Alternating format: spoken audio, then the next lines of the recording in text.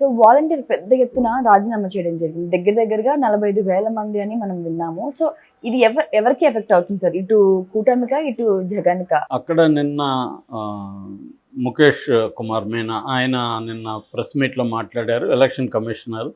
So ఆయన కొన్ని విషయాలు చెప్పారు. అదేంటంటే ఇప్పటి వరకు వాలంటీర్లు 44,163 మంది రిజైన్ చేశారని చెప్పారు. ఒక 1017 మందిని ఈసీ తొలగించింది, ఎందుకంటే వాళ్ళు వైసీపీ తరఫున క్యాంపెయిన్ చేస్తున్నారని. ఒక 86 మంది వాలంటీర్ల మీద కేసులు కూడా పెట్టామని చెప్తున్నారు. అంటే ఓవరాల్గా తీసుకుంటే ఒక 45,000 మంది వాలంటీర్లుగా ఇప్పుడు లేరు. సో వీళ్ళందరూ ఎందుకు రిజైన్ చేశారు, దీని ఎఫెక్ట్ ఎవరి మీద పడవచ్చు అనేది ఇప్పుడు పెద్ద చర్చ జరుగుతుంది. మామూలుగా గతంలో వాలంటీర్ల మీద తెలుగుదేశం కానీ ఇటు జనసేన కానీ తీవ్రంగా విరుచుకుపడ్డారు. చంద్రబాబు అయితే బిగినింగ్లో ఇదేంటి వ్యవస్థ, వీళ్ళు ఏం చేస్తారు, గోను సంచులు మోసే ఉద్యోగమా, 5,000కి ఏం ఉద్యోగం ఇది, వీళ్ళు ఆడవాళ్ళు మగవాళ్ళు లేని టైంలో వీళ్ళు తలుపులు తడతారు, ఇలాగంతా ఆయన చాలా వ్యంగ్యంగానూ చాలా తక్కువ స్థాయిలో చూసి మాట్లాడినట్టుగా మాట్లాడారు. దాని తర్వాత వ్యతిరేకత వచ్చింది అప్పుడే, దాంతో ఆయన సైలెంట్ అయ్యాడు. కానీ పవన్ కళ్యాణ్ ఒక్కసారిగా తీవ్రంగా విరుచుకుపడ్డారు వాలంటీర్ మీద. అసలు వాలంటీర్లు సంఘ విద్రోహ శక్తుల్లాగా మాట్లాడాడు. వాలంటీర్ల ఈ అమ్మాయిలో 33,000 మంది మిస్ అయ్యారని, ఆ 33,000 మంది మిస్సింగ్కి వాలంటీర్లే కారణమని, ఈ డేటా అంతా తీసుకెళ్ళి సంఘ విద్రోహ శక్తులకు ఇస్తున్నారు, కొంతమంది అబ్బాయిలు వాలంటీర్లు ట్రాప్ చేస్తున్నారని అతను పబ్లిక్గానే అటాక్ చేశాడు. దాంతో మీడియా ఒక్కసారి తెలుగుదేశానికి సంబంధించిన మీడియా ఎక్కడ ఏది జరిగినా వాలంటీర్ హత్య చేశాడు, వాలంటీర్ రేప్ చేశాడు, వాలంటీర్ దొంగతనం చేశాడు, ఇదే హైలైట్ రోజు. అంటే మొత్తం తెలుగుదేశం మీడియా, జనసేన, చంద్రబాబు అందరూ కలిసి వాలంటీర్లని ఒక విలన్స్ లాగా చిత్రీకరించడం, వాలంటీర్ వ్యవస్థని వ్యతిరేకించడం అనేది చేశారు. నిజానికి గ్రౌండ్ రియాలిటీ ఏంటి? గ్రౌండ్ రియాలిటీ ప్రతి వ్యవస్థలో ఉన్నట్టే వాలంటీర్లో కూడా మంచి చెడు అనేవి రెండు ఉంటాయి. డాక్టర్లలో అందరూ మంచోళ్ళు అని చెప్పలేము, లాయర్లు అందరూ మంచోళ్ళు అని, టీచర్లు అందరూ మంచోళ్ళు అని, జర్నలిస్టులు మనమంతా మంచోళ్ళు అని చెప్పలేము. ప్రతి ఒక్కరిలో కొన్ని లోపాలు ఉంటాయి. ప్రతి వ్యవస్థలో కొంతమంది బ్యాడ్ యాపిల్స్ అంటారు, మామూలుగా రాటన్ యాపిల్స్, అవి ఉంటాయి. అంతమాత్రాన ఆ వ్యవస్థని పక్కన పెట్టేయాలని ఎవరు అనరు. ఎందుకంటే బేసిక్గా ఆ వ్యవస్థ ప్రజలకు ఉపయోగపడుతుంది. గవర్నమెంట్ పథకాలని ప్రజలకు అందజేయడంలో ఆ వ్యవస్థ బాగా పనిచేస్తుంది. ముఖ్యంగా కరోనా టైంలో చాలా ఎఫిషియెంట్గా అది పనిచేసింది. ముఖ్యంగా టెస్టులు చేసుకోవడానికి కానీ, ఇంటింటికి వెళ్ళి మెడికల్ చెకప్ చేయడం, అప్పట్లో కలవడానికి కూడా మనం క్లోజ్ ఫ్రెండ్స్ కూడా కలిసేవాళ్ళం కాదు, బంధువులు కూడా కలిసేవాళ్ళు కాదు. అటువంటి స్థితిలో కూడా వీళ్ళు రిస్క్ తీసుకొని మెడికల్గా వెళ్ళి వాళ్ళకి కావాల్సిన మెడిసిన్స్ ఇవ్వడం కావచ్చు, టెస్టులు చేయించడం, ఇవన్నీ చేశారు. సో అందువల్ల వాలంటీర్కి మంచి పాజిటివ్ ఫీడ్బ్యాక్ వచ్చింది. దాన్ని వీళ్ళు అటాక్ చేశారు. దాంతో వాలంటీర్లలో ఒక వ్యతిరేకత బాగా పెరిగింది. అయితే వీళ్ళు ఎందుకు అటాక్ చేశారు, వీళ్ళకేదో రీజన్ ఉండాలిగా, ఎందుకు అటాక్ చేశారు అనుకున్నప్పుడు, ఈ వాలంటీర్లందరూ వైసీపీ కార్యకర్తలు, వైసీపీకి ఉపయోగపడతారు. రేపు పొద్దున వీళ్ళ దగ్గర ఎవరి 50 ఇండ్లకి ఒక వాలంటీర్ ఉంటారు కాబట్టి ఆ 50 ఇండ్ల మీద ఎంతో కొంత ఇన్ఫ్లుయెన్స్ ఉంటుంది. అట్లాగే 50 ఇండ్లకు సంబంధించిన డేటా వీళ్ళ దగ్గర ఉంటుంది. దీని ద్వారా జగన్ దగ్గర ఒక కాంక్రీట్ డేటా ఉంటుంది. అట్లాగే 50 ఇండ్ల మీద పట్టు ఉంటుంది. రేపు పొద్దున ఎలక్షన్లో మనకి పెద్ద ఎత్తున ఇది నష్టం చేకూరుస్తుంది అనేది వీళ్ళ భావన. వీళ్ళ భావనలో వాస్తవం ఉంది. మొత్తం కార్యకర్తలైనా కాకపోయినా మెజారిటీ అయితే వైసీపీకి అనుకూలంగా పనిచేస్తారు. ఇన్ఫ్లుయెన్స్ కూడా ఉంటుంది ఎంతో కొంత. వీళ్ళు చెప్పినంత మాత్రాన 50 మంది వెళ్ళి ఓట్లు వేయరు, కానీ ఎంతో కొంత ఇన్ఫ్లుయెన్స్ ఉంటుంది. రెండోది ఎవరికి ఓటు అయిపోతున్నారు ఇవన్నీ కూడా డేటా జగన్కి అందుతుంది. సో ఏ నియోజకవర్గంలో ఎన్ని ఓట్లు మనకి రావచ్చు, ఎన్ని ఓట్లు ప్రత్యర్థికి వెళ్ళవచ్చు, ఒక రఫ్ అంచనా జగన్కు ఉంటుంది. ఎవరిని పెడితే మనకి అక్కడ బెటరు, ఎవరి మీద వ్యతిరేకత ఉంది, విత్ ఇన్ ద వైసీపీలో కూడా క్యాండిడేట్ మీద వ్యతిరేకత ఉండొచ్చు. అలాగే వాలంటీర్లు ఆ రిపోర్ట్లన్నీ ఇస్తారు. సో ఆ రకంగా కూడా హెల్ప్ అయ్యేది. ఇదంతా వాళ్ళకి అర్థమైంది. కానీ వాళ్ళు ఎంచుకున్న పద్ధతి, దీన్ని ఎలా డీల్ చేయాలో నాకు తెలిసి వాళ్ళకి కన్ఫ్యూజన్ ఉంది, క్లారిటీ లేదు. నిజంగా కూడా అదే, ఎలా డీల్ చేయాలి, వ్యవస్థ ఏమో వీళ్ళకి ఇబ్బంది, కానీ వ్యవస్థ ప్రజలకు హెల్ప్ అవుతుంది.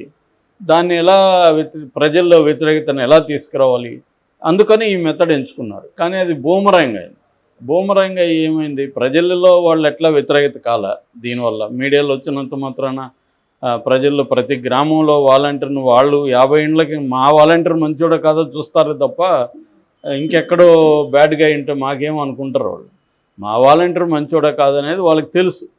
రెండోది 50 ఇండ్లకి ఒక వాలంటీర్ ఉన్నప్పుడు వాడు బ్యాడ్గా ఉంటే 50 ఇండ్ల వాళ్ళు ఎందుకు గమ్మున ఉంటారు? అందరికి తెలిసినోడే కదా ఉంటాడు. వాడు లోకల్ 50 ఇండ్లు అంటే రోజు వాడి ముఖం వీళ్ళ ముఖం వాళ్ళు చూడాలి. వాడు బ్యాడ్గా ఉంటే కొంతవరకు సహిస్తారు, ఆ తర్వాత సహించరు కదా వీళ్ళు కూడా. ఏంట్రా నువ్వు వద్దని తీసేయడానికి వాళ్ళు 50 మంది ట్రై చేస్తారు కదా. అందువల్ల వీళ్ళది బూమరాంగ్ అయింది. వీళ్ళకి కూడా ఇంక వేరే మార్గం కనిపించలేదు నాకు తెలిసి. పవన్ కూడా అటాక్ చేసినా కూడా తేలిపోయింది. ఎందుకంటే మిస్సింగ్ అయిన వాళ్ళందరూ ట్రాఫికింగ్ వెళ్ళరు. ట్రాఫికింగ్ వేరు, మిస్సింగ్ వేరు. మిస్సింగ్ అంటే ఇప్పుడు ఒక అమ్మాయి ఒక అబ్బాయిని లవ్ చేసి బయటకు వెళ్తే కూడా వాళ్ళ అమ్మ నాన్న వచ్చి కంప్లైంట్ ఇస్తే పోలీసులు మిస్సింగ్ అని రాసుకుంటారు. ఆ అమ్మాయి ట్రాఫికింగ్కి వెళ్ళలే, ఎవరన్నా లవ్ చేసి వెళ్ళింది. కాబట్టి ట్రాఫికింగ్ వెళ్ళే వాళ్ళ సంఖ్య కొంతవరకు తక్కువ ఉంటుంది. రెండోది ఏంది, మన దేశంలో అన్ని రాష్ట్రాల్లో కూడా ఈ సమస్య ఉంటుంది. కాబట్టి ఇది ఆ రకంగా మిస్సింగ్ కేసుల విషయంలో కూడా ఆంధ్రప్రదేశ్ 7, 8, 9 ఉంది లిస్టులో. నేను ఆ మధ్య కూడా చెప్పాను, నాకు కరెక్ట్గా ఇప్పుడు గుర్తులేదు. కానీ మొత్తానికి కింది ఆంధ్రప్రదేశ్ కంటే ఎక్కువ రాష్ట్రాలు ఉన్నాయి. మరి అక్కడ ఎవరు కారణం? వాలంటీర్లు అక్కడ లేరు కదా. కాబట్టి ఇక్కడ ఏంటంటే అది వేరు ఇది వేరు. వాలంటీర్లకి వల్ల వీళ్ళు అయ్యారనే ఈయన దగ్గర డేటా లేదు. పోలీసులు డీజీపీ అడిగారు ఆయన్ని డేటా ఇమ్మని పవన్ కళ్యాణ్ని. నాకు కేంద్ర నిఘా సంస్థలు ఇచ్చాయన్నాడు, ఆ డేటా బయట పెట్టలేదు. డేటా బయట పెట్టకుండా నోటికి వచ్చిన ఆరోపణ చేస్తే ఎవరు కూడా నమ్మరు. అలాగే బూమరాంగ్ అయినాక మళ్ళీ ఇద్దరు మార్చుకున్నారు. పవన్ కళ్యాణ్ నేను అలాగనలేదు ఇలాగనలేదని, నేను ఇంకా వైసీపీ వాళ్ళ మీద అన్నాను, మీ మీద నాకేం కోపం, మేము ఇచ్చేవాళ్ళమే కానీ మేము మీ కడుపు కొట్టేవాళ్ళం కాదు. ఈ ప్లేట్ ఫిరాయిస్తే కూడా కుదరదు. ఇప్పుడు ఇవాళ సోషల్ మీడియా ఉంటుంది, అప్పుడేం వీడియో పెట్టాడు ఇప్పుడేం వీడియో చెప్తున్నాడని రెండు పక్కన పెట్టి దాన్ని వీలుంటే ఇంకొంత మసాలా ఎడిట్ చేసి వేస్తున్నారు. కాబట్టి ఇవాళ తప్పించుకోవడానికి లేదు, నేను అట్టనలేదు అంటే కుదరదు. సో అది ప్రాబ్లం అన్నమాట వీళ్ళకి. సో ఇప్పుడు ఏమైంది, వాలంటీర్ల వ్యవస్థను ఎన్నికలకు దూరం చేయాలని సిటిజన్స్ ఫర్ డెమోక్రసీ అనే ఒక సంస్థ కోర్టుకి వెళ్ళింది. అంటే హైకోర్టు నుంచి ఇక్కడ హైకోర్టు, ఢిల్లీ హైకోర్టు, సుప్రీంకోర్టుకి వెళ్ళింది. కోర్టుల్లో వీళ్ళకి అనుకూలంగా రాలేదు, ఎందుకంటే ఎలక్షన్ కమిషన్కి వదిలేసింది కోర్టు. ఎలక్షన్ కమిషన్కి వెళ్ళారు. ఎలక్షన్ కమిషన్ వీళ్ళు దూరం పెట్టింది. దూరం పెట్టడం వల్ల లాస్ట్ టైం పెన్షన్ ఇబ్బందులు వచ్చాయి. ముసలి వాళ్ళంతా ఎండలో వెళ్ళి వెయిట్ చేయాల్సిన పరిస్థితులు. దీనివల్ల జనంలో కూడా ముఖ్యంగా ముసలివాళ్ళలో విపరీతమైన వ్యతిరేకత వచ్చింది తెలుగుదేశం మీద. దాన్ని ప్లాన్డ్గా వైసీపీ ఇంకా పెంచింది. దానికి గాలి కొట్టి బాగా ఫైర్ చేసి పెంచారు. ఆ కష్టాలను ఇంకా చూపించారు. 33 చనిపోవడానికి వీళ్ళే కారణం అన్నారు. రెండోది ఆ సిటిజన్స్కి మాకు సంబంధం లేదంటే కుదరదు, ఎందుకంటే దాంట్లో ఉన్న వాళ్ళందరూ వీళ్ళోళ్ళే. దాంట్లో ఉన్న నిమ్మగడ్డ రమేష్ కుమార్ ఎవరు, తెలుగుదేశం సపోర్ట్ చేసిన వ్యక్తే. దాంట్లో ఉన్న మన్నవ నాగేశ్వరరావు ఎవరు, ఒకప్పుడు సిబిఐ ఆఫీసరు, ఆయన మాట్లాడితే తెలుగుదేశం సపోర్ట్ చేస్తాడు, ట్వీట్లు పెడుతుంటాడు. సో కాబట్టి ఇలాగా ఇంకా వేరే వాళ్ళ పేర్లు నాకు గుర్తులేవు, జడ్జెస్ ఇలా ఉన్నారు, సుబ్రహ్మణ్యం ఇలాంటి వాళ్ళు ఉన్నారు. ఏదైనా వైసీపీకి యాంటీగా ఉండి తెలుగుదేశానికి ప్రోగా ఉన్నోళ్ళే అది పెట్టారు. సో క్లియర్గా ఇది చంద్రబాబే జయించాడు, చంద్రబాబు ఇలాంటివి చాలా చేస్తుంటాడు అనే దాన్ని వీళ్ళు తీసుకెళ్లారు. సో ఈ క్రమంలో ఇప్పుడు జగన్ ముందుగానే ఒక ప్లాన్ వేసుకున్నాడు. అదేంటంటే ఎన్నికల టైంలో వాలంటీర్లు రిజైన్ చేసేసారనుకో, అప్పుడు మళ్ళీ వాలంటీర్ల మీద కంట్రోల్ ఉండదు. రేపు పొద్దున వాళ్ళని బూత్ ఏజెంట్లుగా పెట్టుకుంటాడు జగన్. ఆ 50 ఇండ్ల మళ్ళీ ఇన్ఫ్లుయెన్స్ చేస్తారు కదా వీళ్ళు. సో ఇదేంటంటే డబుల్ ఎడ్జెడ్ వెపన్ లాంటిది వాలంటీర్ వ్యవస్థ. వాళ్ళని వ్యతిరేకించలేరు, వ్యతిరేకించకుండా ఉండలేరు ఎవరు ప్రతిపక్షాలు. అటువంటి ఒక సిస్టమ్ని జగన్ తీసుకొచ్చాడు. అది ఖచ్చితంగా ఇబ్బందే. ఇప్పుడు ఈ 45,000 మంది వాలంటీర్లుగా లేరు కాబట్టి వాళ్ళందరూ ఖచ్చితంగా జగన్ వైపు పనిచేస్తారు. ఇంకా కూడా ఇంకో 50,000 నుంచి 1,00,000 మంది రిజైన్ చేస్తారు అంటున్నారు. వీళ్ళందరూ రిజైన్ చేసి ఆల్రెడీ జనంలో ఉన్న కొంత వ్యతిరేకత ఏదైతే ఉందో దాన్ని ఇంకా వీళ్ళు పెంచి, ఇంకెందుకంటే నెక్స్ట్ మేలో కూడా ఇవ్వాలి కదా పెన్షన్స్. సో వీళ్ళు కావాలని ఇప్పుడు ఏం చేస్తారు, జగన్ గవర్నమెంట్ జగన్ కంట్రోల్లో లేదనుకోండి, అయినా కూడా వీళ్ళ ఎంత చేసినా కూడా వాలంటీర్లతో అలవాటు అయిపోయింది.